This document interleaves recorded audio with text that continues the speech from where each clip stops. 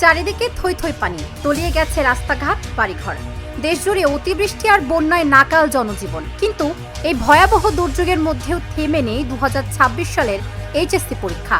বুক সমান পানি মারিয়ে ভিজে একাকার হয়ে কেন্দ্রে যাচ্ছে পরীক্ষার্থীরা। সোশ্যাল মিডিয়া জুড়ে শুধু শিক্ষার্থীদের আকুতি। শিক্ষামন্ত্রীকে ট্যাগ করে পরীক্ষা স্থগিতের অনুরোধ জানিয়েছে হাজারো শিক্ষার্থী। তাদের প্রশ্ন, জীবন যেখানে বিপন্ন সেখানে পরীক্ষা দেওয়া কিভাবে সম্ভব? বই খাতা ভিজে গেছে, যাতায়াতের কোনো উপায় নেই, তবুও কেন পরীক্ষা নেওয়া হচ্ছে?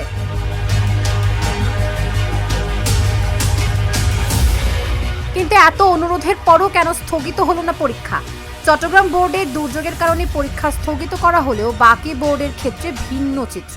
যারা পরীক্ষার্থী রয়েছে তাদের যেন জীবনে বড় ধরনের যে বিপদ তারা ভাবছিল সেখান থেকে বেরিয়ে আসতে পারে, সে কারণে পরীক্ষা বিলম্বিত করার মাধ্যমে বহুমুখী একটা পদক্ষেপ গ্রহণ করা হয়েছে।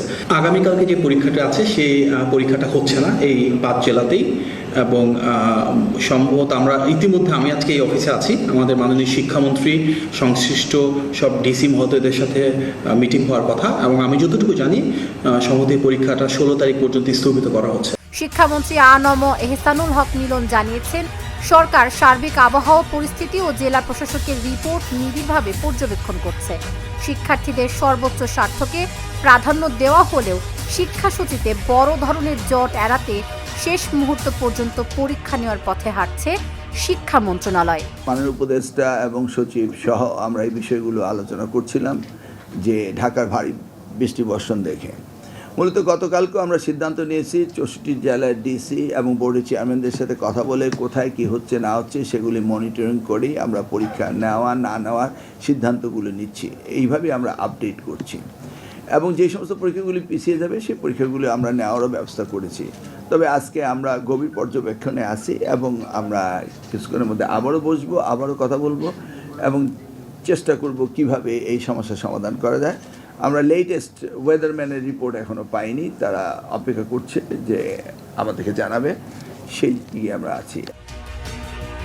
প্রশ্ন উঠেছে, এই দুর্যোগপূর্ণ পরিস্থিতিতেও কি পরীক্ষা নেওয়া জরুরি? একজন শিক্ষার্থীর জীবন আগে নাকি পরীক্ষা? একদিকে নিখুঁতভাবে পরীক্ষা নেওয়ার চাপ, অন্যদিকে লাখ লাখ শিক্ষার্থীর নিরাপত্তা ও মানসিক স্বাস্থ্য। এমন পরিস্থিতিতে অভিভাবক থেকে শুরু করে সচেতন মহল পর্যন্ত সকলের একটাই প্রশ্ন, শিক্ষামন্ত্রী এখন কি করবেন? বিশেষজ্ঞরা বলছেন, শুধু সেশন জটের অজুহাতে শিক্ষার্থীদের জীবন ঝুঁকিতে ফেলা ঠিক নয়। শিক্ষামন্ত্রীর উচিত অনতি বিলম্বে ক্ষতিগ্রস্ত অঞ্চলগুলোর জন্য বিশেষ ব্যবস্থা নেওয়া। দুর্যোগের কাছে কি তবে বন্দী থাকবে আমাদের শিক্ষা ব্যবস্থা, নাকি শিক্ষার্থীদের সুরক্ষায় শেষ মুহূর্তে কোনো মানবিক সিদ্ধান্ত আসবে শিক্ষা মন্ত্রণালয় থেকে? তাবাসসুম সেজুথি, ঢাকা জার্নাল।